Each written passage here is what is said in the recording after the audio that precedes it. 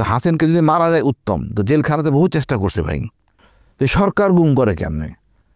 আমি ফ্লোরে ছিলাম, এটা ভাবতেই তো আমার চিন্তা, আমি আমি অর্ধেক কান্না, কেউ রাতে এখানে ঘুমাইতে পারতো না, কান্নাকাটিতে কষ্টে, রুমগুলির মধ্যে আতঙ্কের অবস্থা, রক্ত দিয়ে নাম মোবাইল নাম্বার লেখা, মা আমায় ক্ষমা করো। চিন্তা করে সৈনিক দিয়ে সেই আমাদের হিমিলেট করাইছে। এখন হাসিনা বলি আমরা আইসে গেলাম, হ্যাঁ আমরা মরবো, নাহলে সে আসবে, সোজা কথা, আমাদের মাইরে আসতে হবে।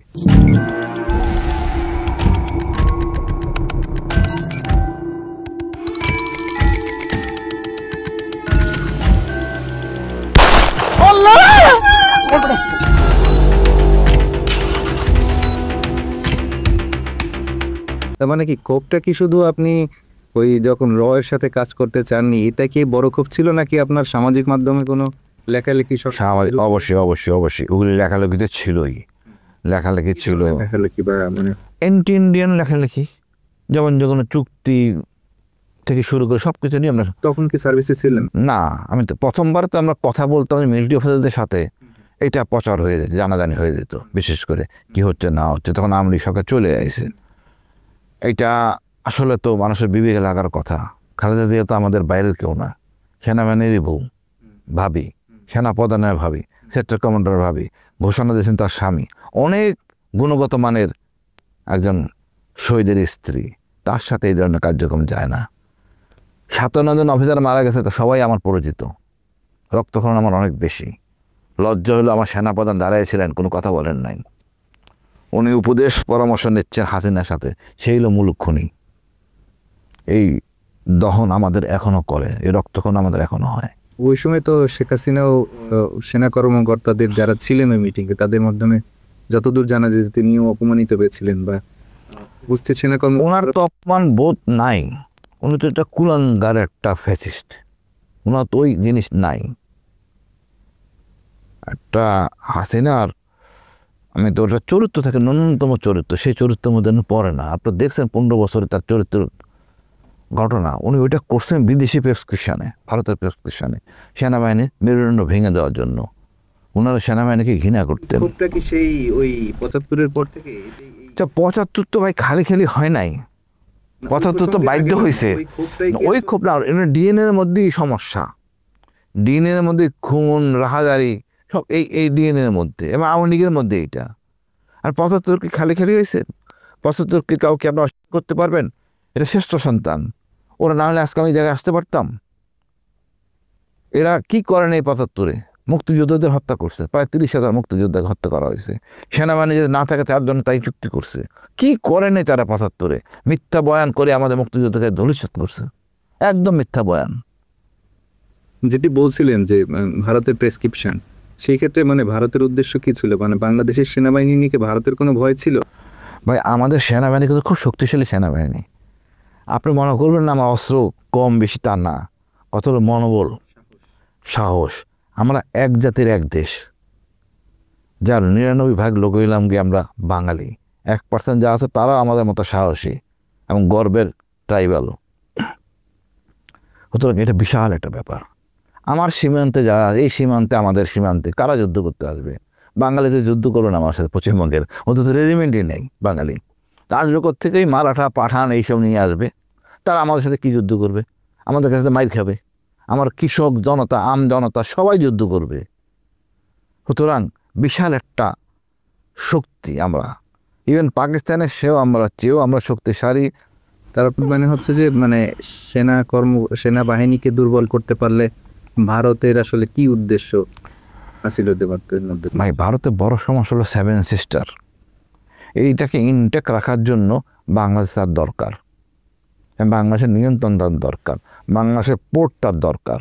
এগুলি সে কিন্তু এই 16 বছর নিয়ে নিয়েছিল, এই বিপ্লবে সব হারাইছে, এই বিপ্লবে হারাইছে। আপনি ভাবার চেষ্টা করেন, আপনি মনে করেন না হাসিনা চলে গেছে, নো, ভারত হেরে গেছে। এই সিঁদুরি অপারেশনে 4 দিন 5 দিন অপারেশন যা হয়েছে, তার চেয়ে বড় বিজয় কিন্তু এইটা। ভারতের পুরা সেট আপ রয়ের। আপনি ভাবেন, আপনারা যে বিপ্লব বলি আমরা, একটা প্রতিটা বিপ্লবে যারা করে বিপ্লব তাদের কাছে কম বেশি অস্ত্র থাকে, আর যারা প্রতিপক্ষ তাদের কাছেও থাকে বেশি। আমাদের বিপ্লবটা কী ছিল? ভয়ঙ্কর অস্ত্র, হেলিকপ্টারের মধ্যে অস্ত্র ফিট করা, আর আমাদের হাতে ছিল মাত্র ইট পাটকেল। এটাকে কোনভাবে মূল্যায়ন করবেন? আমাদের সুশীল এবং এই আমাদের কি বলো এই এনজিও পার্টি এটাকে বিপ্লব থেকে অভ্যুত্থানে নিয়ে গেছে, বাট এটা বিপ্লবের সর্বোচ্চ পদে, এটা সর্বোচ্চ পদে এলোকে বিপ্লব মানদণ্ডে ওটাকে মানে শীর্ষ থাকবে। এরশাদ ক্ষমতা নিয়েছে, জিয়া রহমান ক্ষমতা নেন, ওগুলোকে আমরা 111 অভ্যুত্থান বলতে পারেন, বাট এটাকে কোনোভাবে অভ্যুত্থান বলার কায়দা নাই। এটা সংবিধান আওতায় আইনে শপথ করাইয়া পুরোটা ম্যাসাকার করছে, আমাদের বন্ধুরাই তো এটা করছে। আজকে জামাত ইসলামকে আমরা বলি ক্যাডার বলি, সেনাবাহিনী অফিসাররা সেনাবাহিনী এটা বড় ক্যাডার। আমাদের বন্ডেজ, এই বন্ডেজটা ভেঙে দিছে ভারত, হাসিনা, তারেক সিদ্দিকী। একজন সেনা কর্মকর্তার, এই যে আমি খুব একটু প্রাসঙ্গিক উদাহরণ দিই, বর্তমানে এই যে সব গুম সংক্রান্ত যে বিচার চলছে বা মানবতা বিরোধী অপরাধের সাথে জড়িত যেসব কর্মকর্তাদের বিচারের জন্য পরোয়ানা জারি হয়েছে, সেই বিষয়টা নিয়ে সেনাবাহিনী বা কর্মকর্তাদের মধ্যে একটা ক্ষোভ তৈরি হয়েছে। তারা কেন আসলে ফৌজদারি অপরাধে বিচারাধীন হবে বা এই হ্যান্ডকাপ করে তারা মানে আদালতে তাদেরকে হাজির করা হবে, তাদের সম্মানে বা ইগোতে লাগবে। কিন্তু একজন সেনাবাহিনীর অফিসার হয়ে আর একজন সেনাবাহিনীর অফিসারের সাথে আসলে এই ধরনের আচরণ, মানে এইটা আসলে কিভাবে, মানে এই সংস্কৃতিটা কবে থেকে গড়ে উঠছে? আমি বলি এই যে মানুষকে গুম করা, মানুষকে খুন করা, এটা কি সম্মানের? অবশ্যই সম্মানের না। আপনি হলে সরকারি কর্মচারী, দেশের কর্মচারী, দেশের জনগণের আপনি কাজ কেন করবেন? এটা আপনার দায়িত্ব না, কারোরই দায়িত্ব না। এটা করে তো অপরাধ হয়েছে না আপনি, গর্বের কি আছে, লজ্জার কি আছে? অপরাধের দণ্ড হওয়া উচিত। আপনি ভুলেই গেছে এটা অপরাধ। 15 বছর এই অন্যায় করতে করতে এরা ভুলে গেছে এটা অপরাধ। এদের মনে হয়েছে শেখ হাসিনা, শেখ বংশ, রাজবংশ, যা বলেন তাই, সেটাই বাইবেল। গুঞ্জনা শেখ হাসিনার করবো, খালেদা জিয়ার বদনাম করবো, শেখ মুজিবের করবো, এটাই ছিল মিথ। আপনি ভাবার চেষ্টা করেন, এখানে কিন্তু ক্ষোভের কিছু নাই, কিন্তু কোনো জুনিয়র অফিসার কোনো ক্ষোভ দেখাচ্ছেন না, কোনো লেফটেন্যান্ট কর্নেল বিলও ক্ষোভ দেখাচ্ছেন না। যে সুযোগ হয়তো ক্যান্টনমেন্টে ভোট করে দেখতেন, 99% লোক আমাদের পক্ষে বিচার চায়। কারা এই অন্যায় করছে? তারা এখন জেনারেল, ব্রিগেডিয়ার, এরা সেনাপ্রধান কারা হয়েছে? এই আওয়ামী লীগের তেলবাজগুলি সেনাপ্রধান হয়েছে। সুতরাং এদের বিচার চায় জুনিয়ররা, এরা অন্যায় করছে। এই সেনাবাহিনী অফিসাররা দেখছে এটা বিডিআর ম্যাসাকার শুরু করে সবখানে এই জুলুমগুলি হয়েছে এই অফিসারদের জন্য। আমরা কোন পর্যায়ে গেছি আর কোন মুখে বলি বিচার হবে না? বিচার তো 10 গুণ হওয়া উচিত। যে আপনি আপনারা ইনি বিনে কাউকে পার করে দেওয়ার চেষ্টা করতেছেন, তাও আবার শত্রু রাষ্ট্রের। আপনি যদি মনে করেন ভারত আমার বন্ধু রাষ্ট্র, এটা এনাদের চেতনাটা এমন হয়েছে ভারত আমার বন্ধু রাষ্ট্র, সুতরাং এর যুদ্ধ দরকার নাই, আমরা খাওয়া দাওয়া ভালো মতো করি, ফুর্তি করি, ভালো গাড়ি চালাই, পেট মোটা হবে ঠিক মতো, আমরা সমরাস্ত্র বানানোর দরকার নাই, জুতা বানাই, অন্যান্য কর্মকাণ্ড করি। আমাদের মূল এম থেকে সরে গেছি। প্রতিটা অফিসারে দেখবেন তার নামের সাথে 3 গুণ লেখা ডিগ্রি। আরে বাবারে, তুমি তো পিএইচডি করতে সেনাবাহিনীতে আসো নাই, তুমি যুদ্ধ করতে আইসো, যুদ্ধের উপর পড়াশোনা করবা, যুদ্ধের উপর তোমার লেখাপড়া থাকবে বা দর্শন থাকবে, বই থাকবে, ভিয়েতনাম ওয়ার কী হয়েছে, আমাদের ওয়ার কী হবে, আগামী প্রজন্ম, এগুলির খবর নাই। এনারা এসে এখানে কর্পোরেট হওয়ার জন্য, সেকেন্ড প্রফেশনে কাজ করার জন্য এখানে এসে। তা আমি খুব লজ্জা, আমাদের মেইন থেকে সরাইছে। এটা বড় একটা যুদ্ধ। এখন সেনাবাহিনীকে সংস্কার করে যুগোপযোগী করা একটা বড় যুদ্ধ, এবং ভারতকে শত্রু বানায়া এই মাথায় এটা ঢুকাইতে হবে তাদের, যে তোমার এই একটাই কাম। জেনারেল ইমামের নাম শুনছেন হয়তো আপনি। আমার এক বন্ধু মারা গেছে, খুব আমাদের মধ্যে ব্রিলিয়ান্ট বন্ধু ছিল, রুশ। ও যখন চান্স পাইল বুয়েটে MBA করার জন্য, তা আমি ওনাকে বলতেছিলাম, স্যার আমাদের ব্যাচমেট চান্স পাইছে। তো আমার ও খেপে গেলেন, তো ওখানে পড়াচ্ছে, এটা রাইফেল টেস্ট করান ভালো। তখন আমার মনে হয়েছিল কী বললো এটা জেনারেল, উনি ব্রিগেডিয়ার ছিলেন। আমার বন্ধুর চান্স পাইল ঢাকা ইউনিভার্সিটিতে, এটা বললো। এখন আজকে বলি হ্যাঁ ঠিকই বলছেন, আমার তো প্রফেশনে হলো যুদ্ধ করা, কর্পোরেট হওয়ার জন্য না।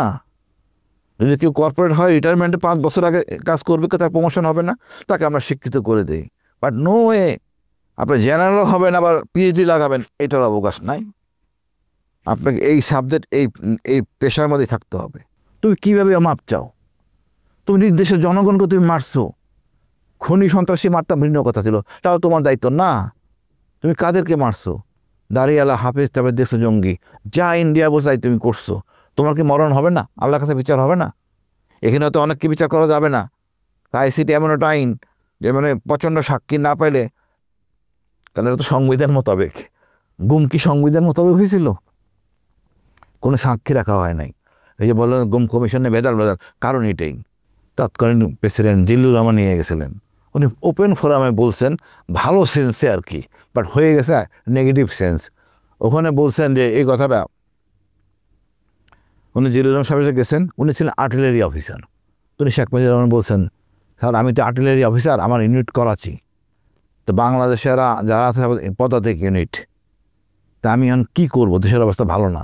শেখ মুজিবুর রহমান 22 তারিখ দিন তারা বলে, তুমি কোনো কারো কথা শুনবা না, টিকিট কেটে করাচি চলে যাবা, আমরা তোমাদের প্রমোশন দেখবো, ওয়েলফেয়ার দেখবো।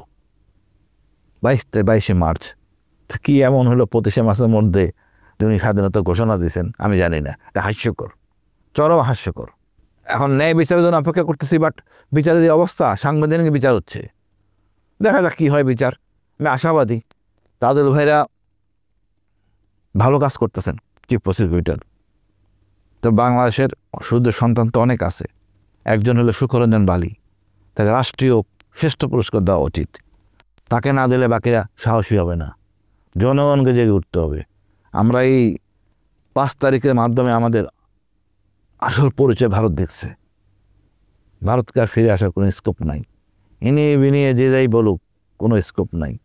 আমরা চিরতরে আওয়ামী লীগকে কবর দিছি, আওয়ামী লীগকে দাঁড়াতে দেবো না, সোজা কথা।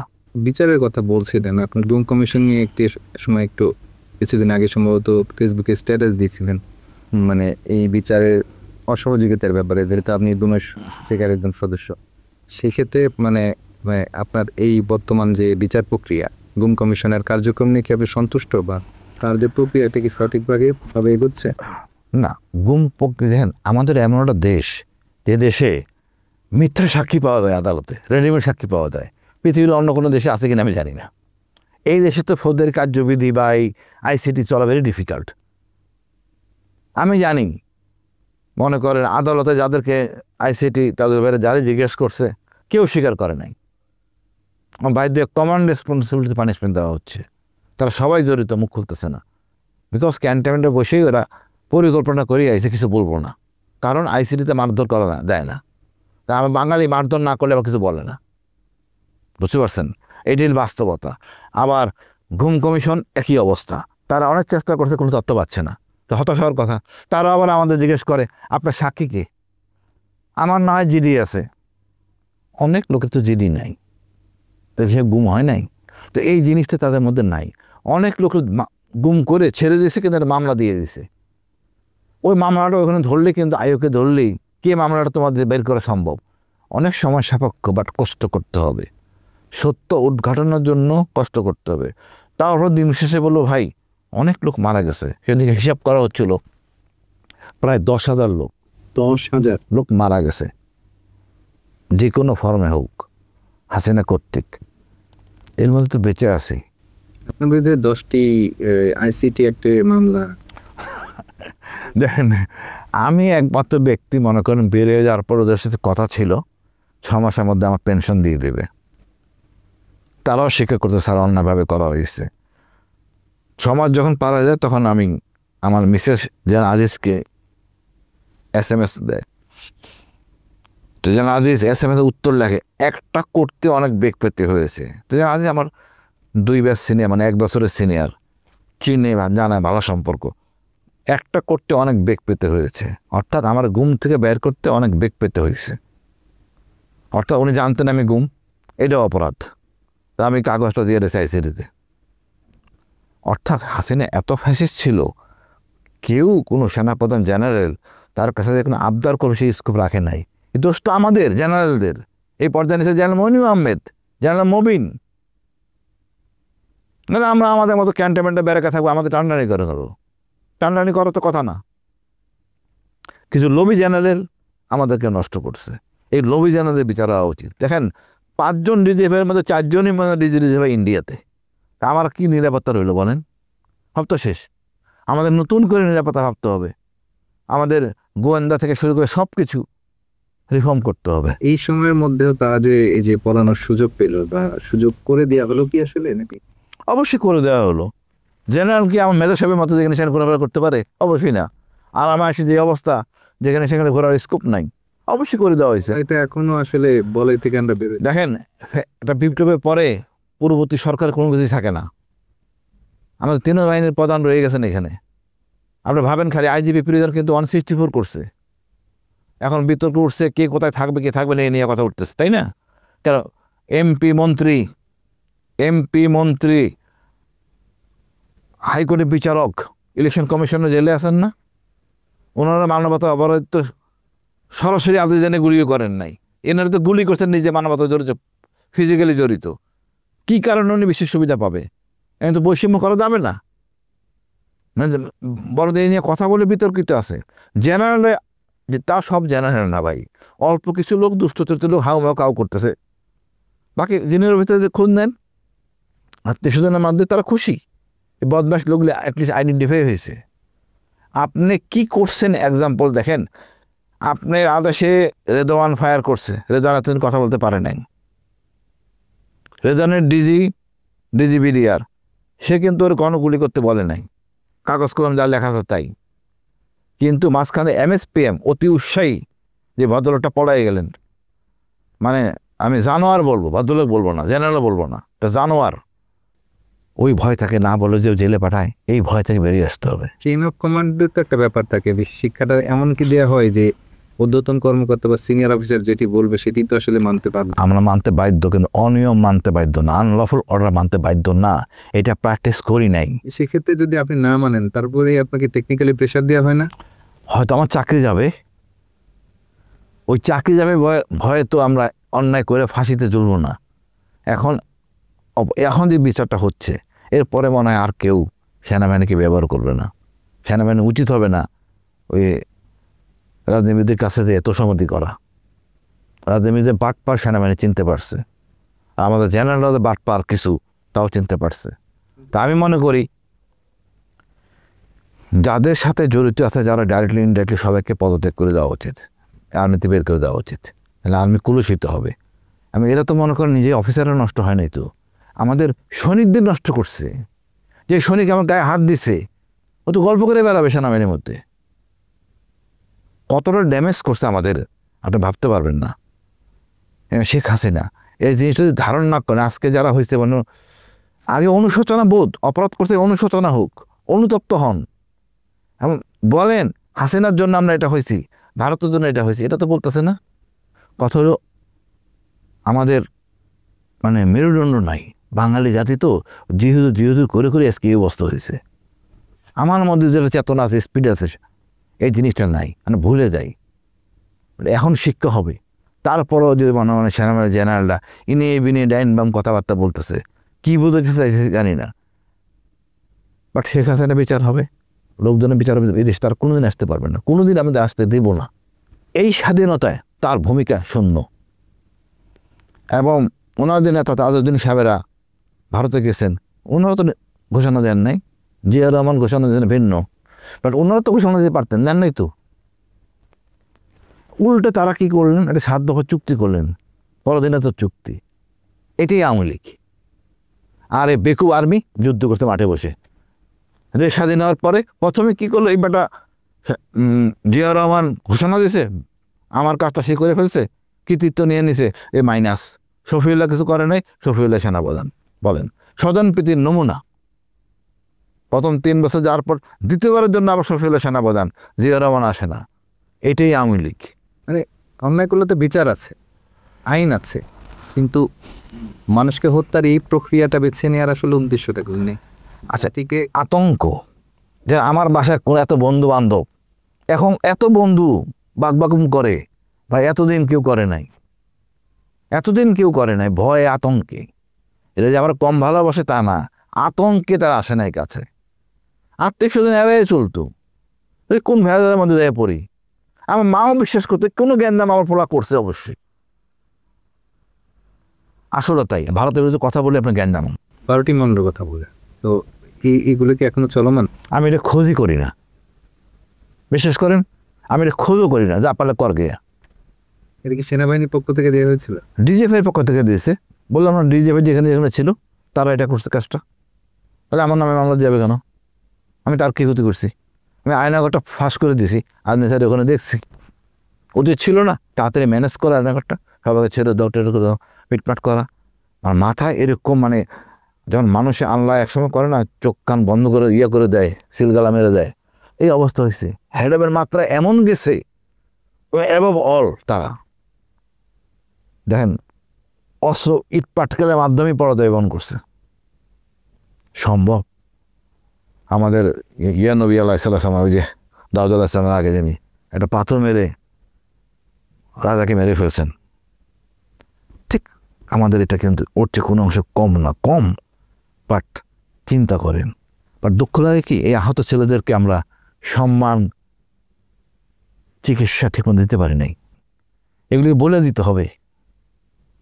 22 থেকে 25 এই যে সময়টা যখন আপনি তথ্যটা পাস করলেন, বলছিলেন যে দুর্বিষহ সময় নেমে আসে, তখন এরপরে কি ডিজিএফআই পক্ষ থেকে বা ভাই 22 থেকে 25টার সময় আমি বলি, প্রতিদিন রাত্রে আমি 2টা পর্যন্ত জাগনা থাকতাম। বাইরে ক্যামেরা লাগানো আছে, কেয়ারটেকারে বলা আছে, আমার একটা বড় তালা ছিল, বড় চেন ছিল, যদি কোনোভাবে যদি কেউ আসে আমাকে মারতে, আমি দোতলা প্রথম টপ ফ্লোরে রিসিভ করবো আর নিচ দিক দিয়ে বেরিয়ে যাবো। আমি নিচে বাইরে চেনটা ঠিক মতো লাগাবো, তারপর মারামারি করে মরবো। স্যার আপন গড, আমার শপথ, এটাই আমার প্ল্যান ছিল। এই 2টা বছর 2.5 বছর আমি মাথা মাইন্ড সেট আপ ছিলাম। 2টা পরে আসবে না কেন, সকাল হয়ে যাবে, পারবে না, মারামারি করলে এই সময় 12টা থেকে 2টার মধ্যে এভাবে ঘুমাইতাম। পুলিশ আসতো, আমার বউ জিজ্ঞেস করতো আপনার নাম্বার বলেন, পুলিশের নাম্বার। এটা তো পুলিশ অভ্যস্ত না। ইভেন আমার যে পরিষদ, তারাও আমাকে সাহায্য করতো কম বেশি, যেভাবে পারতো ততটুকু পারতো, আমি কৃতজ্ঞ। বাট সত্যের জয় হয়, ন্যায় বিচার সব দেশ পাবে। আগামীতে ফ্যাসিস্ট আসবে না, এরকম সেনাবাহিনী হবে না, নতুন সেনাবাহিনী বানাবে, হবে ইনশাল্লাহ। জেনারেলদের বিচার তো এর আগে সরকারও করেছে, হাসিনা সরকারও করেছে, রিজাকুর হায়দারের 10টা কাস্টমার লাই। আচ্ছা দেখেন, আচ্ছা অপরাধ 2 রকম, একটা দেশের জন্য অপরাধ আর দলের জন্য অপরাধ আর ব্যক্তি অপরাধ। ব্যক্তি অপরাধ করিয়া যেন হারুন জেলে গেছেন সেনাপ্রধান, দেশের জন্য অপরাধ করে নিঃস্বার্থ করে রেজাকুল হায়দার ব্রিগেডিয়ার রহিম জেলে গেছেন, তাই না? আরও আছে, আরও অনেক অফিসার সাথে আছে। আর এনারা কথা দলের জন্য, তাহলে এক হইল দণ্ড তো ঠিকমতো হওয়ার কথা, আবার সুবিধা কিসের এখানে? আপনারা অপরাধ স্বীকার করেন, অন্যায় করতে অনুতপ্ত হন। উনি কোনো চাপে আছেন? উনি সহজ সরল টিচার মানুষ, তো টিচার মানুষ যা হয় সবাইকে ছাত্র মনে করে, তো ছাত্র মনে করলে দুষ্ট ছাত্রকে তো পিঠে ব্যত্রাঘাত করতে হয়। তো এখনকার দিনে ব্যত্রাঘাত বন্ধ হয়ে গেছে, তো এখানে তো করতে হবে, কিছু করার নেই। সেক্ষেত্রে মানে এই বিচার প্রক্রিয়া নিয়ে কি আপনি আশাবাদী যে তাদেরকে আসলে কি শাস্তির আওতায় আনা সম্ভব হবে? অবশ্যই হবে। দেখেন ইউন বলতেছে বিচার করতে হবে, লজ্জা না এটা? আপনি বোঝেন না এতদিন? এই যে জেনারেলটা পলাই গেল, জানতেন না? সেনাবাহিনী জানতেন এই লোকটা জন্যই লেফটেন্যান্ট কর্নেল রেদওয়ান ফায়ার করছে, তাকে বলা হয়েছে, সেনাবাহিনী জানে, ও সেনাবাহিনী বলছে ওখানে। এটাই তো হবে। সেনাবাহিনীর বিচার কেমনে করবে? সেনাবাহিনী বিচার তো করে জেনারেল যা বলে দেয় তাই বিচার হয়।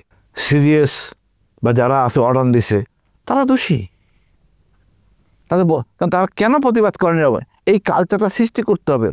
রাজনীতিবিদ বাটপার, উনি বললেন আমি শুনলাম, নো, আমার আইনে কাবার করে না, আমাকে লিখিত আদেশ দেন। লিখিত আদেশটা কেউ দেখাইতে পারবে না, হাতিনিরা বলছে। আল্লাহ অশেষ রহমত, যুগের প্রযুক্তির জন্য আমরা ভেরিফাই করতে পারছি হাসিনার, বাট লিখিত আদেশ দেওয়া ছিল, কথা আছে, আপনি লিখে, আমরা অনেক প্র্যাকটিস আছে আমাদের মধ্যে, স্যার লিখিত আদেশ দেন, এটা অন্যায়। তাইলে তো ঠিক ছিল, লিখিত আদেশ তো দেয় নাই, আপনি কেন লাভ দিয়ে পরে কাজগুলি করছেন? সেই ক্ষেত্রে তথ্য প্রমাণের কি কোনো ঘাটতি থাকবে? বিশেষ করে গুমের ক্ষেত্রে তো ঘুমের ক্ষেত্রে প্রমাণে আমরা তো বাসা, রুম, ঠিকানা সব দেখাই দিছি, বাট কোঅপারেট করতেছে না। কে আগে দিয়ে দিয়েছিল এগুলো বলতেছে না, আস্তে আস্তে বলবে সবই। পূর্ণ তদন্তও হবে, অনেক সময় লাগবে, আপনাকে ভাঙতে হবেই, না ভাঙার কোনো স্কোপ নাই। এমডিসি লোকদের এনে সাক্ষী করাবো, কে ছিল বলে দিবে। তো ওনারা চালাক মনে করেন নিজেদের ভুল। যদি মনে করো হোটেল শেরাটনের উপরের অংশ আপনার এখানে, এটা পুরোটাকে আমি জেল ঘোষণা করলাম, কোনো আপত্তি নাই। উনি যদি মনে করেন যে না, প্রত্যেককে এত কষ্ট করবে, বউ বাচ্চা থাকবে না, 2টা করে হুড দেওয়া হবে সবাইকে, অসুবিধা নাই, বিচারক দিতে পারেন। নিজে নিজে আমি যেমন স্বরাষ্ট্র উপদেষ্টা, এটা ভুল করছেন। ওনার বোঝাও ছিল না আর্মির, ওনার আইজিপি জেলে আছে, একটা মূর্খ উপদেষ্টা, বলবো মূর্খ উপদেষ্টা এই কাজটা করছে, উচিত ছিল না। উনি ওই অকারে বুদ্ধিতে এই কাজটা করছে, না তো করার কথা না। করে এই কাজটা করে কি করছে, পুলিশের আর্মির মধ্যে এখন সামনাসামনি দাঁড় করে দেওয়ার ব্যবস্থা করছে। সরি বললে, দুঃখ প্রকাশ করলে কেউ বড় ছোট হয় না, বড় হয়। এটাই আমার সেনাবাহিনী বুঝতে পারে নাই। ন্যায় বিচারে সহসরলের স্থান নাই। দণ্ড উনি ওই মানে আপনার কাছে তো দেখেন বিচারক, ইলেকশন কমিশনের হচ্ছে তো আমার এনারা উঠবে না, হেরা তো মানুষ মারে নাই, এনারা কি করছে? তো এখানে কিসের সুবিধা? আমার শুনতে খারাপ লাগতেছে, আমি জানি আমার বাচ্চারা কি কষ্ট করছে, জেলখানায় গেলে কি করে, বেগারের মতো দাঁড়াইতে হয়। আপনি অবাক হয়ে যাবেন। আমার ছোট বাচ্চা ওই জানলার পাশে দিয়ে কথা বলতো, নেট, আমার আঙ্গুল ছোঁয়ার জন্য তারা এত চেষ্টা করতো এটা ফুটা করে কীভাবে বাবার হাত ছোঁয়া যায়। এটা কতটা কষ্টের। আমি কি অপরাধ করছিলাম? এই জেনারেল মমিনের মতো জানোয়ার জেনারেল ধ্বংস করতে সেনাবাহিনী, সে 90 জন না আরও বেশি, অনেক। আমরা 600 কতজন ডিপ্রাইভ আবেদন করছে। আমার কথা হলো উনি সে পারতেন প্রতিরোধ করতে, প্রতিরোধ কিছুটা এসে করছেন জেনারেল ইকবাল করিম ভুইয়া, যে আজ অন্তত আইডেন্টিফাই জিয়া এক ক্রাইম করতেছে, পিএমজির অনেক কিছু করার চেষ্টা করছেন, বাট পারেন নাই। আমার কত হলো গিয়া মোমেনের মতো অথর্ব লোকের জন্য আজকে আমাদের এই অবস্থা। এসব মামুন খালেদের মতো একটা জঘন্য চরিত্রের জেনারেল, আমি আবারও বলি, জেনারেল মামুন খালেদ একটা জঘন্য চরিত্রের জেনারেল বাংলাদেশ আর্মিতে, এখন আইন আওতায় আনে নাই। যদি না নেওয়া হয় আমি নিজে মপ করব সাইজ করার জন্য, ছাড়বো না। যেটি বলছিলেন শুরুতে, একটু শেষের দিকে এসে গেছি আমরা অনুষ্ঠানে। শুরুতে যেটি বলছিলেন যে এই জঙ্গিবাদের যে বিষয়টি, বাংলা ভাই ওই সময় যখন আপনি ছিলেন তখন তো আপনি ওই অঞ্চলে ছিলেন, মানে এই যে বিষয়টি বাংলা ভাইয়ের যে প্রচার, বা এটিকে আসলে কোনো সত্যতা পেয়েছেন, বা আপনি তো তখন কাজ করেছিলেন গো ভাই? আমি র্যাবে ছিলাম তখন, আমি শুরুতে আমি রাজশাহীতে ছিলাম। এই বোম ব্লাস্ট যখন হয় আমি রাজশাহীতে, নাটোরের দুলুবের এলাকায় অনেক সরবরাহ গেছিল, নিজের আপন আত্মীয় স্বজন প্রায় মানে 7 জন মারা গেছিল। এই সরবরাহ নিয়ে সুশীলা কোনো কথা বলে নাই। এই সরবরাহ দমন করার জন্য এই বাংলা ভাইয়ের মানে শায়েখ আব্দুর রহমানকে চুজ করে, ভাই তোমরা ঠিক করে দাও, নিয়ে আসা হয়। এই ভদ্রলোককে, এরা আমাদের ওইয়া আওয়ামী লীগের মন্ত্রী, তার বোনের জামাই।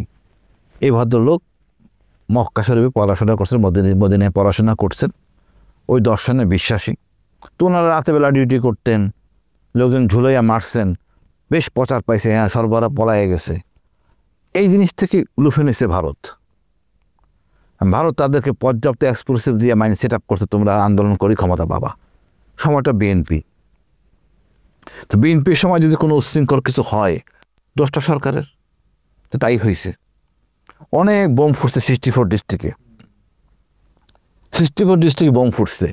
কজন মারা গেছে? মারা যায়নি। একজন লোক আহত হয়েছে, পরে মারা গেছে, কারণ সেই বক্সের মধ্যে ছিল লিফলেট আর পটকা আছে না, বড় শ্রেণীর পটকা, এই শব্দে তার অন্ডকোষটা ফেটে যায়, ওই লোকটা পরবর্তীতে মারা যায়। এই জিনিস করতে দিয়ে আমি তখন পরবর্তী ওখান থেকে চিটাগাং চলে আসি। ফাইনালি আমরা যখন মোহাম্মদকে ধরলাম ভাই, এক্সক্লুসিভগুলির মধ্যে লেখা মেড ইন ইন্ডিয়া। কোনো সাংবাদিক এটা রেকর্ড করে না। দেলাওয়ার হোসেন সাইদির ক্যাসেট এটা রেকর্ড করতেছে, দেলাওয়ার হোসেন সাইদির ক্যাসেট পাওয়া গেছে। এটি আমাদের সাংবাদিক দুর্ভাগ্য। যাতে এটা নষ্ট করার জন্য আমি মনে করি ইলিয়াস ভাইয়ের মতো বাংলা এডিশন সবাই হোক, সত্য কথা বলতে পারে, দেশের কথা বলবে, জনগণের কথা বলবে। ভারতের দেবে সেবা দাসী করতে হবে না। প্রথম আলো থেকে শুরু করে যারা এরা সৎপথে আসুক, সত্য কথা বলেন, জিনিসটা কঠোর হলেও বলেন, দেশের উপকার, জনগণের উপকার হবে। তখন তো ওই ভয়টা আসলে ছিল যে যদি আপনি নিজেও ভুক্তভোগী, সংবাদ মাধ্যমের কর্মীরাও কিন্তু আসলে তখন। আচ্ছা, এখন প্রকাশ করেন, লিখে রাখেন না কেন? প্রকাশ করেন, তা তো করেন নাই। আমরা সবাই ব্যক্তিকেন্দ্রিক, নিজে লাভবান হতে চাই। অসংখ্য ধন্যবাদ আমাদেরকে এত দীর্ঘ একটি সময় দেওয়ার জন্য, এবং অনেক সত্য আসলে সামনে এসেছে, যে এটি সবশেষ বলছিলেন যে সত্যের বিষয়টি, যে সত্যটি আসলে আপনাদের মাধ্যমে জাতি জানতে পেরেছিলেন, সামনে এসেছে। আমি খুব প্রশংসা করি ইলিয়াস ভাইকে, তার এই বাংলা এডিশনকে, উনি সত্য জিনিস তুলে আনতেছেন। 71 ইতিহাস সবাই জানতে হবে, সত্যিকার ইতিহাস, ইতিহাসের মধ্যে কোনো ফাঁক নাই।